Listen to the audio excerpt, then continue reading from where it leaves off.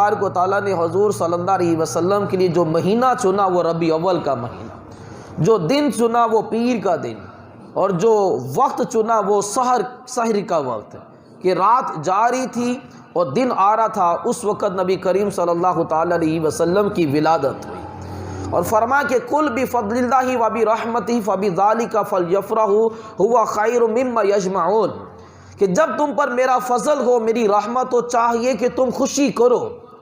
قرآن ہمیں خوشی کرنے کا حکم دے رہا ہے، غمی کرنے کا ہمیں قرآن نے اجازت نہیں دی۔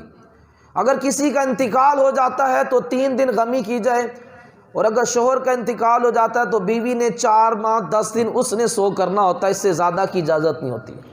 حضور صلی اللہ علیہ وسلم کے وصال کا ہر سال سوگ نہیں کیا جائے گا۔ اللہ تبارک و تعالیٰ خوشی کرنے کا حکم دے رہا ہے کہ جب تم پر فضل ہو، میری رحمت ہو، چاہیے کہ تم خوشی کرو۔ اللہ تبارک و تعالیٰ نے ایمان کے بعد ایک سب سے بڑی نعمت ہوتی ہے اچھی بیوی کا ملنا، تو اس پر خوشی کی جائے، ولیمہ کیا جاتا ہے۔ اگر اللہ تبارک و تعالیٰ اولاد دے تو یہ بھی بہت بڑی نعمت ہوتی ہے، تو خوشی کی جاتی ہے، عقیقہ کیا جاتا ہے۔ یہ اللہ کی نعمتیں ہیں، یہ اللہ کا فضل ہے۔ تو نبی پاک صلی اللہ علیہ وسلم سے بڑھ کر بھی کوئی اللہ کا فضل ہے؟ حضور صلی اللہ علیہ وسلم سے بڑھ کر بھی کوئی رب کی رحمت ہے؟ اللہ تبارک و تعالیٰ ارشاد فرماتا ہے لقد من اللہ علی المؤمنین اذ بعث فیہم رسولا، کہ میں نے مومنین پر فضل عظیم کیا کہ ان کے درمیان اپنے حبیب کو بھیج دیا۔ وما ارسلناک الا رحمۃ للعالمین، کہ میں نے اپنے حبیب کو سارے جہان کے لیے رحمت بنا کر بھیجا۔ حضور ہی رب کا فضل ہے، حضور ہی رب کی رحمت ہے، اور یہ فضل اور رحمت جو ہمارے اوپر ہوا یہ 12 ربیع الاول کو ہوا، اور اس دن میں ہمیں خوشی کرنی چاہیے اور اللہ کریم کا شکر ادا کرنا چاہیے اس نعمت کبریٰ کے ملنے پر، اس نعمت عظمیٰ کے ملنے پر۔ امام جلال الدین سیوطی شافعی رحمۃ اللہ تعالی علیہ نے الخصائص الکبریٰ میں اس حدیث کو نقل کیا کہ آدم علیہ السلام نے اپنے انتقال سے پہلے اپنے بیٹے شیش علیہ السلام کو بلایا اور فرمایا کہ میرے بیٹے، جب تم نے ذکر خدا کرنا ہے تو ذکر مصطفیٰ بھی کرنا ہے، کہ میں نے جنت کے ہر پتے پر لا الہ الا اللہ محمد رسول اللہ لکھا ہوا دیکھا۔ یہ ہر جب بھی ذکر خدا کرنا تو ذکر مصطفیٰ بھی کرنا ہے، کہ ذکر خدا کرے اور ذکر مصطفیٰ نہ کرے، ہمارے منہ میں ہو ایسی زباں ارے خدا نہ کرے۔ تو نبی کریم صلی اللہ تعالی علیہ وسلم کی ولادت با سعادت پر خوشی کرنا یہ قرآن سے ثابت ہے۔ وَأَمَّا بِنِعْمَتِ رَبِّكَ فَحَدِّثْ، اللہ فرما رہا ہے کہ میری نعمتوں کا چرچا کرو۔ وَإِن تَعُدُّوا نِعْمَتَ اللَّهِ لَا تُحْصُوهَا، اگر تم میری نعمتوں کو گننا چاہو تو گن نہیں سکتے۔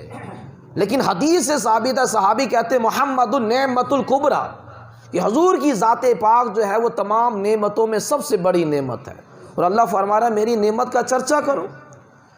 قرآن پاک میں اللہ تبارک و تعالیٰ نے عیسیٰ علیہ السلام کی قوم کا ایک واقعہ بیان کیا۔ عیسیٰ علیہ السلام کی قوم نے کہا کہ ہمارے لیے آسمان سے ایک دسترخوان اتارا جائے، اس میں کوئی آسمانی جنتی کھانے ہوں جن کو کھانے سے ایک تو ہمیں عین الیقین ہو جائے گا، ہمارے دل کو اطمینان ہو جائے گا، اور آنے والوں کے لیے ایک نشانی بن جائے گی۔ تو عیسیٰ علیہ السلام نے کہا کہ دیکھو منہ مانگے معجزات نہ مانگو۔ تو انہوں نے کہا کہ ہمارا یہ معجزہ طلب کرنے کا مقصد جو ہے اپنے دلوں کو اطمینان دلانا ہے، اور بعد میں آنے والوں کے لیے نشانی ہے۔ تو عیسیٰ علیہ السلام نے اللہ کی بارگاہ میں عرض کی سورہ مائدہ کے اندر اللہم ربنا انزل علینا مائدۃ فی السماء تکون لنا عیدا، اے اللہ ہم پر آسمان سے دسترخوان نازل کر، تو جو ہمیں دسترخوان جو نعمت آسمان سے دے گا تکون لنا عیدا، ہم اس کو عید کا دن بنا لیں گے۔ اس دن کون سی عید کی نماز پڑھی جا رہی ہے، کوئی خطبہ دیا جا رہا ہے یا کوئی 2 رکعتیں پڑھی جا رہی ہیں؟ نعمت ملنے پر عیسیٰ علیہ السلام کہہ رہے ہیں کہ ہم اس کو عید کا دن بنا لیں گے۔ تو عیسیٰ علیہ السلام کی قوم کو آسمان سے ایک کچھ کھانا ملا، دسترخوان ملا، انہوں نے اس دن کو عید کا دن بنا لیا۔ تو جن کے لیے پوری کائنات بنائی گئی وہ نبی علیہ السلام 12 ربیع اول کو تشریف لائے، تو ہم 12 ربیع اول کو عید کا دن کیوں نہ بنائیں؟ ایک سوال ہے، اگر حضور تشریف نہ لاتے تو کیا عید الفطر ہوتی؟ اگر حضور تشریف نہ لاتے تو کیا عید الاضحیٰ ہوتی؟ کہ وہ جو نہ تھے تو کچھ نہ تھا، وہ جو نہ ہو تو کچھ نہ ہو۔ جان ہے وہ جہان کی جان ہے تو جہان ہے، حضور ہیں تبھی تو یہ جہان چل رہا ہے، اور ان کے صدقے میں سارا کچھ ملا ہے۔ حضور نہ ہوتے تو کعبہ بھی نہ ہوتا، مکہ بھی نہ ہوتا، مدینہ بھی نہ ہوتا، کچھ بھی نہ ہوتا، ان کے صدقے یہ ساری کائنات بنی ہے۔ اب اعتراض کیا جاتا ہے جی اسلام میں 2 عیدیں، تم نے عید میلاد النبی تیسری عید کا اضافہ کر دیا، یہ دین میں اضافہ نہیں ہے؟ تو اسلام میں 2 عیدیں تو نہیں ہیں۔ آپ نے حدیث سنی ہوگی، نبی پاک صلی اللہ علیہ وسلم نے ارشاد فرمایا الجمعۃ یوم العید، جمعہ کا دن عید کا دن ہے۔ پھر عرض کی کہ یا رسول اللہ صلی اللہ علیہ وسلم کیا وجہ ہے کہ جمعے کے دن کو عید کا دن کیوں بنایا گیا ہے؟ یہ دن جو ہے سید الایام، سارے دنوں کا سردار کیوں ہے؟ فرمایا خلق آدم فیہ کبیدا، اسی دن آدم علیہ السلام پیدا ہوئے اور اسی دن آدم علیہ السلام کا انتقال ہوا۔ جمعہ والے دن آدم علیہ السلام کی پیدائش ہے، جمعے والے دن ہی آدم علیہ السلام کا وصال ہے، تو جس دن آدم علیہ السلام پیدا ہوں اور اسی دن انتقال ہو، وہ دن تمام دنوں کا سردار بن جائے، وہ دن عید کا دن بن جائے، تو جس دن آدم کے بھی آقا تمام نبیوں کے نبی پیدا ہو، وہ دن کیوں نہ عید کا دن ہوگا؟ اب سال میں 52 جمعے آتے ہیں، تو 52 عیدیں تو یہ ہو گئیں، اور عید الفطر اور عید الاضحیٰ 2 عیدیں، یہ 54 عیدیں ہو گئیں۔ اور جس دن جو عرفہ کا دن ہوتا ہے، حج کیا جاتا ہے، حضور نے فرمایا یہ دن بھی عید کا دن ہے، یہ 55 عیدیں ہو گئیں۔ اور 56ویں عید عید میلاد النبی، کہ اس کے صدقے میں ہمیں سب کچھ ملا ہے۔ اس دن کو عید بنانا، خوشی، یعنی کہ عید کا معنی ہوتا ہے خوشی کا دن، کہ اس دن میں اللہ تعالیٰ نے نعمت دی تھی، اس نعمت کے ملنے پر خوشی کا اظہار کیا جا رہا ہے اور اللہ تبارک و تعالیٰ کا شکر ادا کیا جا رہا ہے، اس لیے اس کو عید میلاد النبی کہتے ہیں۔ بخاری کی حدیث ہے کہ جب ابو لہب کا انتقال ہوا، ابو لہب نے حضور صلی اللہ علیہ وسلم کی ذات پر 2 مرتبہ انگلی اٹھائی تھی۔ ایک مرتبہ اس نے محبت میں اٹھائی ہے اور ایک مرتبہ اس نے گستاخی میں اٹھائی ہے۔ پہلی مرتبہ اس نے انگلی اٹھائی تھی محبت میں، جب حضور صلی اللہ علیہ وسلم کی ولادت ہوئی، ثویبہ لونڈی اس کے پاس آئی، کہا کہ ابو لہب تجھے مبارک ہو، تیرے بھائی کے ہاں بیٹا پیدا ہوا ہے۔ ابو لہب نے انگلی اٹھائی اور خوشی میں انگلی کے اشارے سے اس کو آزاد کر دیا۔ بخاری کی حدیث ہے، جب وہ مرا تو اس کو کسی نے پوچھا کہ تیرے ساتھ کیا معاملہ ہوا؟ کہتا ہے دردناک عذاب میں مبتلا ہوا، لیکن پیر والے دن مجھے اس انگلی سے پانی ملتا ہے، میرے عذاب میں کمی ہو جاتی ہے، کیونکہ یہ انگلی نبی کی ولادت کی خوشی میں اٹھی تھی، اس انگلی سے لونڈی کو آزاد کیا تھا، اسی پانی سے اللہ مجھے جزا دیتا ہے۔ اب اس حدیث پاک کی شرح میں شیخ عبدالحق مودودی دہلوی رحمۃ اللہ تعالی علیہ مدارج النبوہ کے اندر لکھتے ہیں کہ یہ حدیث میلاد منانے والوں کے لیے بڑی دلیل ہے۔ جب نبی پاک صلی اللہ علیہ وسلم نے اپنے سارے قریش مکہ کو جمع کیا اور حضور نے فرمایا کہ اگر میں کہوں کہ پہاڑی کے پیچھے سے دشمن حملہ کرنے لگا تو کیا تم مان جاؤ گے؟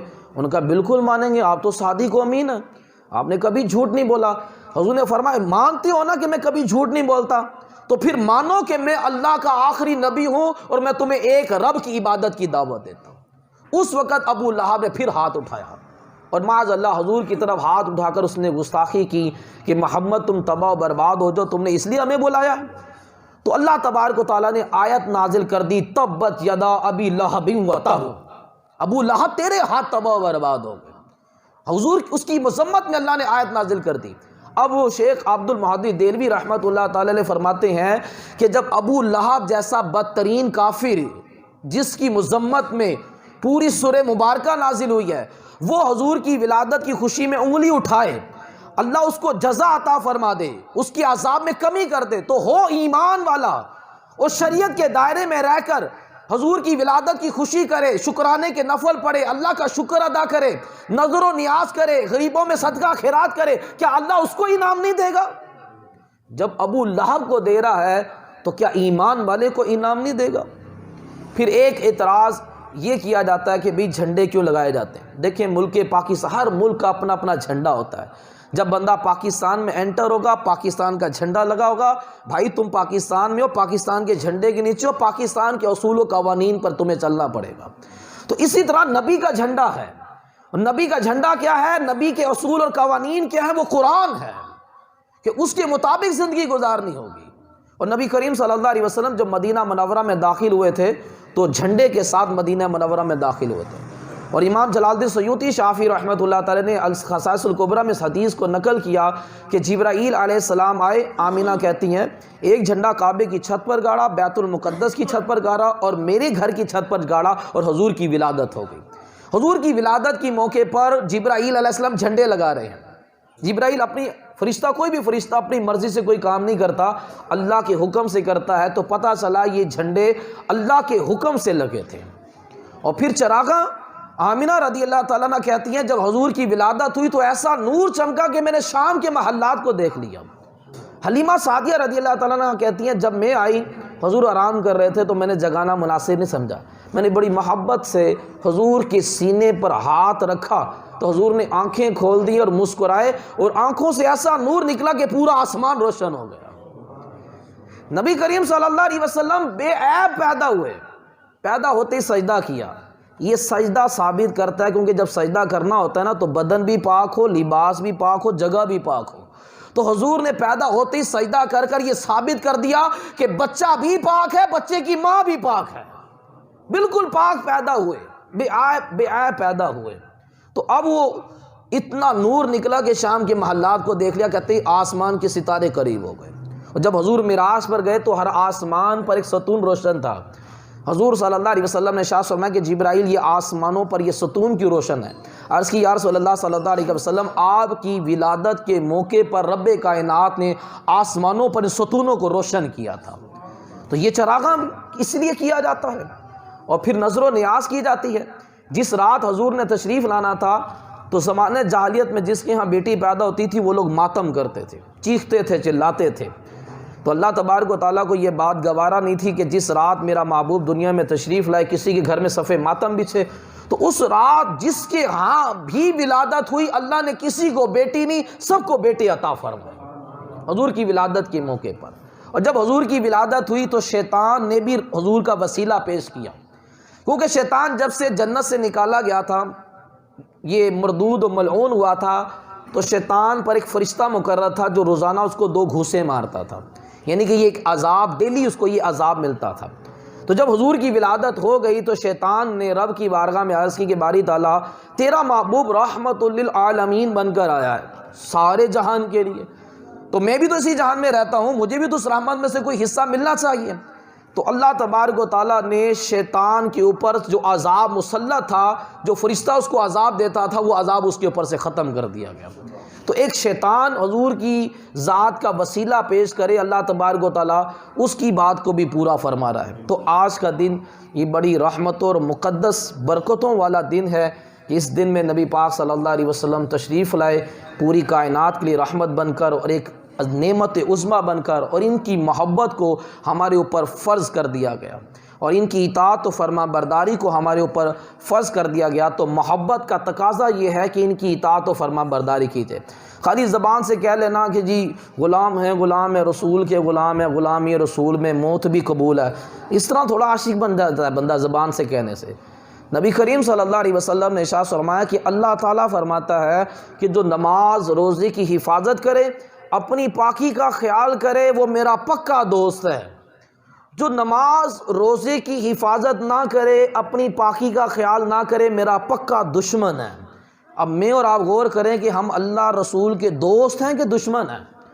اگر تو ہم نماز روزے کی حفاظت کر رہے ہیں، پاکی کا خیال کر رہے ہیں، تو پھر آپ کہہ سکتے ہو کہ جی میں اللہ رسول کا دوست ہوں۔ اگر نہیں کر رہے تو ہم تو دشمن بنے ہوئے ہیں۔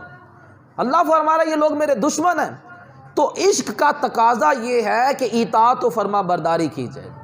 کس طرح سے فرانس کے اندر جو ہے وہ نبی کریم صلی اللہ تعالیٰ علیہ وسلم کی گستاخی کی جا رہی ہے، اور یہاں پر میلاد سے روکا جا رہا ہے۔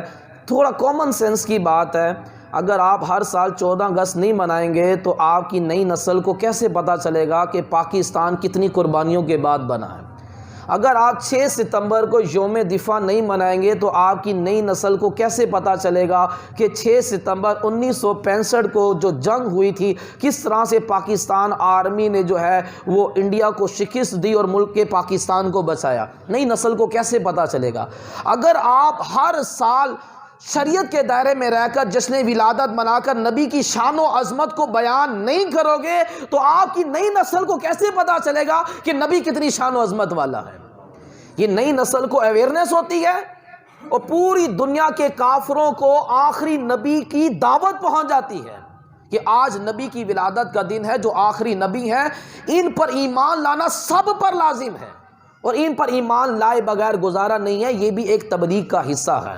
اب کہنا کہ جی کیوں منایا جاتا ہے، یہ ایک تبلیغ کا حصہ ہے، اور جہاں گستاخیاں کی جا رہی ہیں ہمیں تو بڑھ چڑھ کر شان بیان کرنی چاہیے، اور ایسی کرنی چاہیے کہ کہیں گے بتلا دو گستاخ نبی کو کہ غیرت مسلم زندہ ہے، نبی پر مر مٹنے کا جذبہ کل بھی تھا اور آج بھی ہے، اور قوت عشق سے ہر پست کو بالا کر دے، اس میں محمد سے دہر میں اجالا کر دے۔ جو عشق کی قوت، اصل میں مسلمان کی جو قوت، جو طاقت ہے نا، وہ عشق مصطفیٰ ہے۔ یہ کوئی ٹیکنالوجی اور یہ کوئی ایٹم بم، یہ ہماری پاور نہیں ہے، ہماری اصل پاور محبت رسول ہے۔ آپ کو پتا ہے صحابہ کرام کا کھانا کیسا تھا؟ پیٹ پہ پتھر بندھے ہوتے تھے، کھانا کہاں ملتا تھا، لیکن جنگوں میں ان کی طاقت کے جوہر دیکھیں آپ نے۔ حضرت علی نے کیسی تلوار چلائی تو مرہب کے دو ٹکڑے ہو گئے۔ جو خیبر کا قلعہ جو 40 بندوں سے نہیں اٹھایا جا رہا تھا، حضرت علی نے اپنے ایک ہاتھ سے اٹھا لیا۔ یہ طاقت، یہ عشق مصطفیٰ والی طاقت تھی، کوئی دوسری کوئی کھانے کی طاقت نہیں تھی۔ اس لیے ڈاکٹر اقبال نے کہا کہ قوت عشق سے ہر پست کو بالا کر دے، اس میں محمد سے دہر میں اجالا کر دے۔ تو یہ حضور کی محبت ہی ہماری اصل پاور ہے۔ یہ محبت ہوگی تو دنیا اور آخرت میں کامیابی ملے گی، اگر یہ محبت نہ ہوئی تو یہ ہماری ناکامیاں ہیں، یہ ناکامی ہمارا مقدر بن جائے گی۔